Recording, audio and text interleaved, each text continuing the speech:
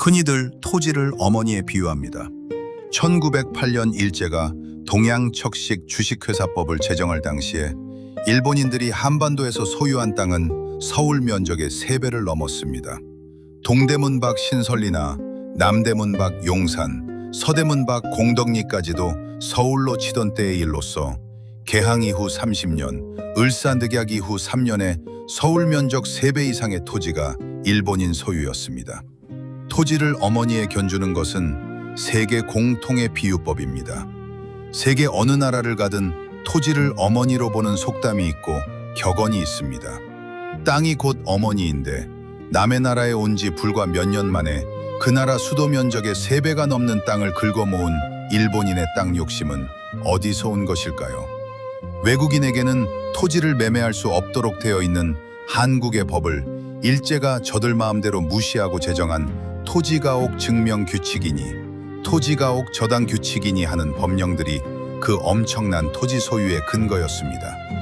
새로 제정된 부동산 관련 법령을 근거로 서울 면적 3배 이상 토지를 소유하게 된 자는 대부분 일본인 전당포업자들이었습니다. 땅이란 뿌리를 내릴 수 있는 터전이자 쌀을 생산하는 터전입니다. 한국인과 일본인은 다 같이 쌀을 주식으로 하고 있습니다. 일본인이 탐낸 땅은 쌀을 생산하는 논이었습니다. 신흥산업국가로 급부상을 한 19세기 말 이후에 일본에서는 삼시세끼 쌀밥만 먹겠다는 사람이 많아져서 쌀 소비량이 엄청나게 늘어났습니다. 산업화와 더불어 농업 인력과 쌀 생산량은 줄어들었으니 외국의 쌀을 사다 먹을 수밖에 없었는데 수입 쌀은 거의 대부분 조선 쌀이었습니다. 일본에 쌀을 수출하던 조선의 19세기 말 그 당시 쌀 사정은 어떠했을까요? 농업국가이면서도 조선의 웬만한 집에서는 그야말로 제삿날에나 쌀밥 구경을 하던 때였습니다.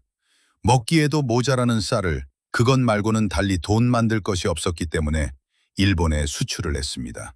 한편 일본의 쌀 장수는 조선의 쌀을 일본으로 싣고 가서는 곧바로 풀지 않고 쌀값 오르기를 기다렸다가 팝니다. 1890년도에 한국과 일본에서 동시에 쌀값 폭등 사태가 일어난 것은 일본 쌀 장수의 매점 매석 때문이었습니다. 일본의 쌀 장수들은 농사철이 되기 전에 한국의 농민에게 쌀값을 선불로 주고 추수가 끝나면 현물로 거두어 갔습니다.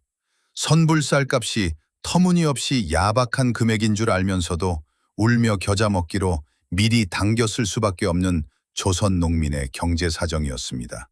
일본인 쌀 장수는 워낙 야박한 선금을 지불하기 때문에 흉년이 들어도 크게 손해볼 것이 없고 풍년이 들면 통리를 남겼습니다. 이렇듯 한국의 농업이 일본의 자본에 유린당하고 있었습니다.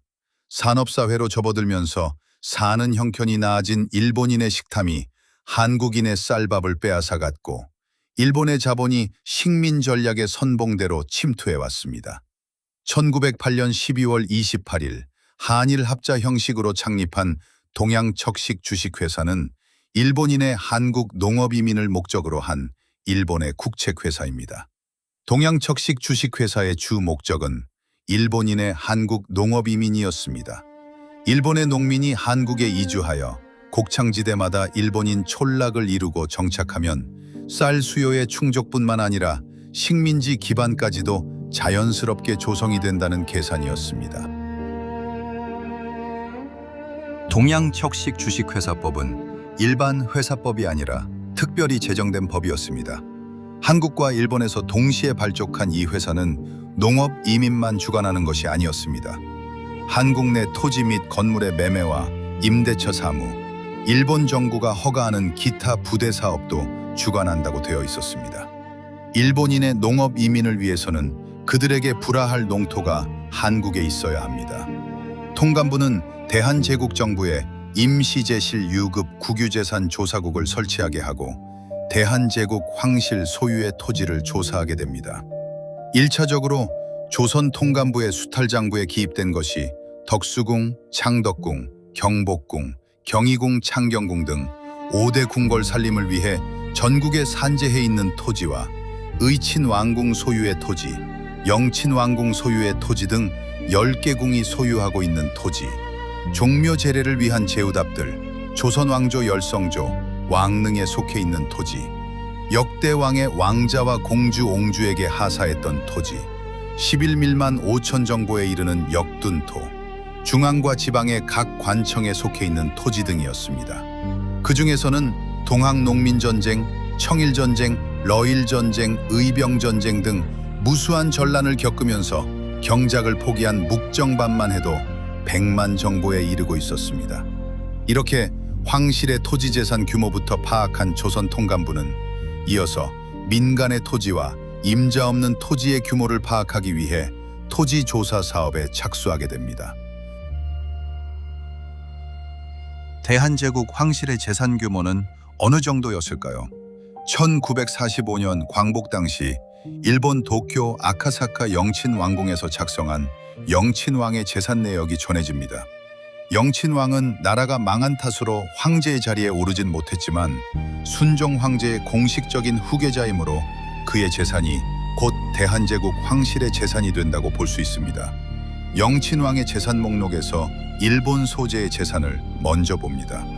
일본 천황의 황거 다음으로 장엄했던 영친왕궁과 일본 여러 곳에 있던 별장 등 부동산 부분은 모두 지워져서 없고요.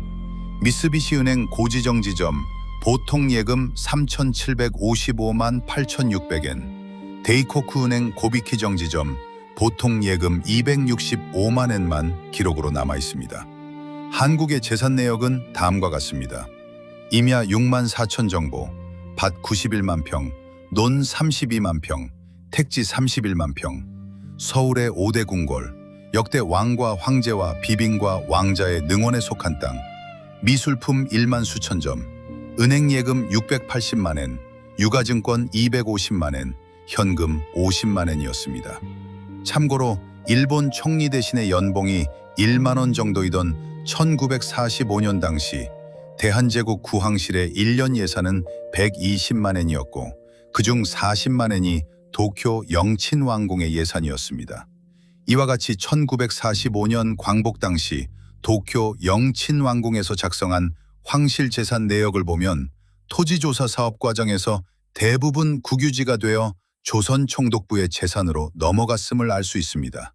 동양척식 주식회사는 일본인 83인, 한국인 33인 등 116인 창립위원의 이름을 빌어서 창립되었고 그 자본금은 1천만 원을 목표로 주당 50원씩 20만 주를 방매했습니다. 우선 대한제국 정부가 6만 주를 현금 대신 토지로 투자합니다. 나머지 14만 주는 일본 황실이 5천 주, 일본 황족이 1,000주, 대한제국 황실이 1,700주, 그 밖에 13만 2,300주는 한일 양국 일반 국민에게 공모하기로 합니다. 일반 공모에 붙여진 주에 대한 한국 국민의 반응은 지극히 냉담했습니다. 응모자 수는 전체 공모주 수의 1.9%에 불과했는데요. 동양척식 주식회사의 정체에 대한 의구심 때문이었습니다. 한편 일본에서는 대단한 반응이 일어납니다. 응모주 수가 공모주 수의 35배에 달하는 가히 열광적인 것이었습니다. 조선의 농토라는 쌀을 캐는 엘도라도에 대한 일본인의 열광이었습니다. 1909년 1월 29일 뒷날에 서울 을지로 2가 한국외환은행 자리에 동양척식 주식회사 본점을 개설한 일제는 1910년 3월 임시토지조사국 관제를 제정하고 1910년 9월 이를 공포하면서 토지조사 사업을 시작합니다. 전국의 토지 소유자는 소유자의 주소, 성명 및 토지 소재지의 지목과 지번을 임시토지조사국에 신고하라. 그리고 소유 토지의 사방 경계에 지목과 지번, 소유주 이름을 명기한 말뚝을 박아놓으라. 아래에 명기한 기일 내에 신고하지 않거나 말뚝을 박아놓지 않을 시에는 임자 없는 땅으로 간주한다. 한일 합방과 동시에 조선 통감부가 조선 총독부로, 한국 주차군이 조선 주차군으로 개편되고 동양척식 주식회사는 그 사업을 시작합니다. 맨 먼저 시행된 것이 토지조사 사업입니다. 토지 소유자는 조선 총독이 지시한 기간 내에 소유 토지의 사방 경계에 지목과 지번과 소유자 이름을 새긴 말뚝을 받고 임시 토지 조사국에 신고를 해야 했습니다. 그런데 신고 방법을 몰라서 기간 내에 신고하지 않은 농민, 총독부에 협조하기 싫어서 일부러 신고를 하지 않은 농민, 과중한 세금을 물릴 게 분명하니 차라리 토지를 그저 내버리고 말겠다는 농민. 그렇게 기간 내에 신고를 하지 않은 농민의 토지는 대부분 국유지가 되고 그 국유지는 동양척식 주식회사에 넘겨져서 일본인 농업이민자에게 헐값으로 불화가 됩니다. 다른 부작용도 속출했습니다.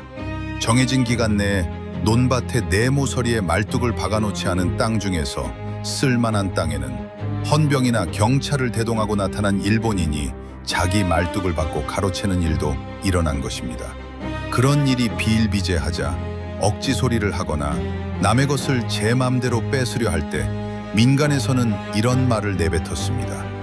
아따, 총독부 말뚝 같은 소리를 하고 있네. 비옥한 곳만 골라서 수탈한 땅을 불화받아 들어오는 일본인들은 애초에 동양척식 주식회사가 밝힌 설립 목적과 달리 순수 농업 이민자이기보다는 퇴역 군인이나 퇴역 공무원이 많았습니다. 이들은 그저 얻다시피 한 한국의 농토에서 자신이 직접 농사를 짓지 않고 한국인 머슴을 부리거나 한국 농민에게 소작을 주는 현상을 보이게 됩니다. 이들에게는 연리 6%의 25년 분할 상환이라는 대단한 호조건의 토지 불화 이외에도 상당한 특혜가 주어졌습니다. 일본에서 한국으로 이주할 때 이용하는 기차의 차표는 50% 할인, 관부 연락선의 배삭은 30% 할인을 해주었습니다. 영농자금과 토지 개량자금으로 매호당 350원을 저리로 융자해 주었고 흉년에는 매호당 200원 한도 내에 저리 융자를 해주겠다고 약속했습니다. 세상의 그 어떤 이민 유도 조건보다도 후한 것이었습니다. 일제가 원하는 것은 그저 한 사람이라도 더 일본 사람이 이민을 와서 한국의 곳곳에 일본인 촌락을 형성하는 것이었습니다. 식민지의 곳곳에 일본인들이 뿌리를 깊숙이 내리게 하자는 것이었지요. 1990년대 문민정부 초기에 우리나라를 국빈 방문한 호소카와 당시 일본 총리는 자신의 조부가 일제강점기에 호남 지역에서 큰 농장을 경영했다고 밝힌 바가 있습니다. 동양척식 주식회사가 농업이민 사업을 시작한 지 얼마 안 되어 호남평야, 김해평야, 재령평야 등 곡창지대에는 일본인 대지주들이 생겨나게 됩니다. 이들 일본인 대지주들은 거의 권력과 줄이 닿는 사람들이거나 자본을 넉넉하게 가진 사람들이었습니다. 정보가 돈을 벌고 돈이 돈을 번다고 했습니다. 대륙 침략의 통로와 식민지 수탈을 위해 신장로를 닫고 산간과 오지에도 철도를 놓던 그 시절, 허허벌판의 한 지점이 교통의 요지가 되고 후미진 산모롱이에 주요 군사시설이 들어서기도 하던 그 시절에는 정보가 돈이었고 정보를 유용하게 써먹는 것도 돈이었습니다.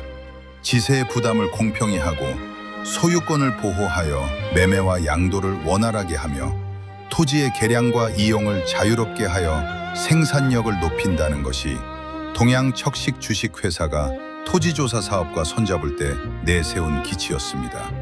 동양척식 주식회사의 사업 영역은 자연스럽게 토지 투기꾼을 위한 금융창구와 토지 담보 고리대금업으로까지 넓혀집니다.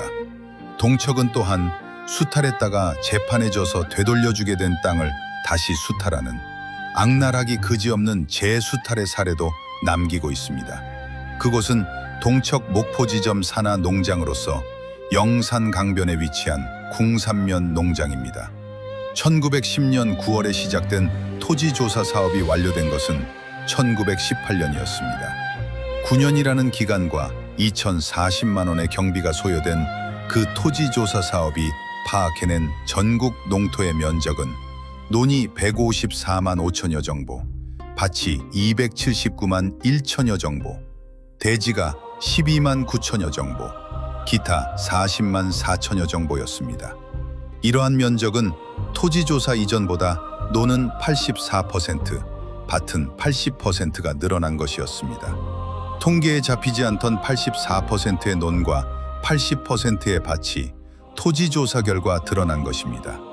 총독부의 입장에서는 그만큼 세금을 더 거둘 수 있게 되었고, 농민의 입장에서는 그만큼 과세 자료를 떠안는 결과를 낳은 것입니다.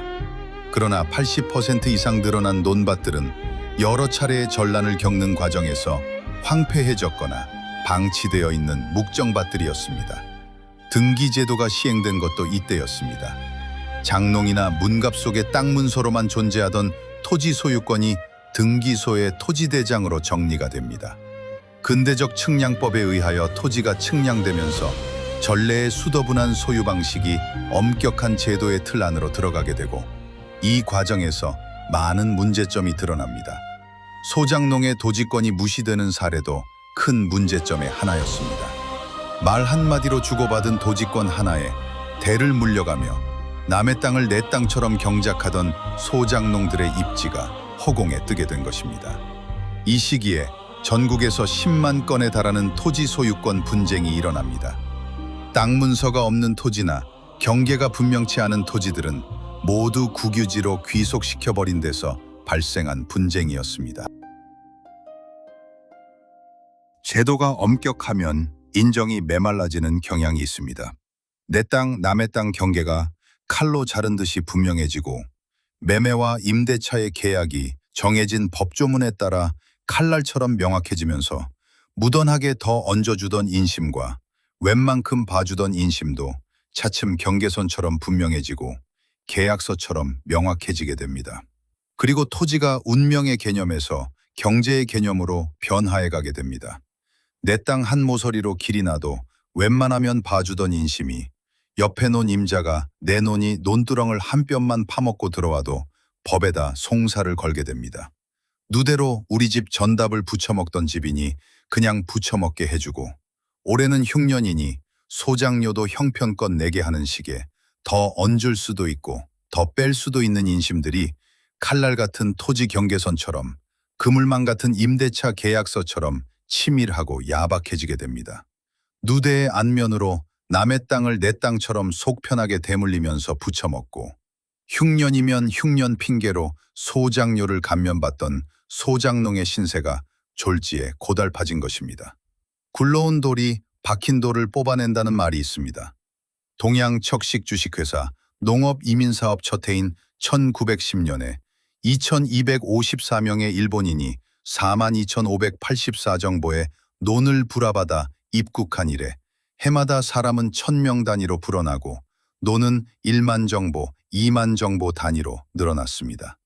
그렇게 밀고 들어온 꼭 그만큼 우리 농민은 밀려나고 경작할 돈도 그만큼 빼앗겨야만 했습니다. 그렇지 않을 때도 먹고 살기 고달팠던 우리 농민들은 새로운 땅을 찾아 나서야만 했습니다. 북문으로 들은 동간도, 서간도, 북간도의 미개간지를 찾아 나서야 했습니다. 들어오는 일본인보다 더 많은 수의 한국인을 나라 밖으로 밀어내고자 했던 일제의 계산에 꼭 맞아떨어지는 현상이었습니다. 집신 몇 켤레, 바가지 몇 개 대롱대롱 매단 이사꾼들이 압록강을 건너고 두만강을 건너는 숫자가 해마다 늘어나게 됩니다. 동척의 일본인 농업이민 사업이 시작되던 1910년부터 1918년까지 1만 명의 농민이 만주로 떠났고, 토지조사 사업이 완료되는 1918년부터는 해마다 3만 5천 명에서 4만 5천 명의 농민이 만주로 떠나가게 됩니다. 일본에서 한국으로 농사지으러 오는 사람이 이민이라면 일본인들에게 농토 빼앗기고 만주로 건너가는 이들은 유민이었습니다. 한편 동양척식 주식회사는 1921년에 남만주 철도 주식회사와 합작으로 동아권 업공사를 설립하고 한국 농민의 만주 농업이민을 지원하겠다고 광고합니다. 공식적인 한국 농민의 국외 추방이었습니다.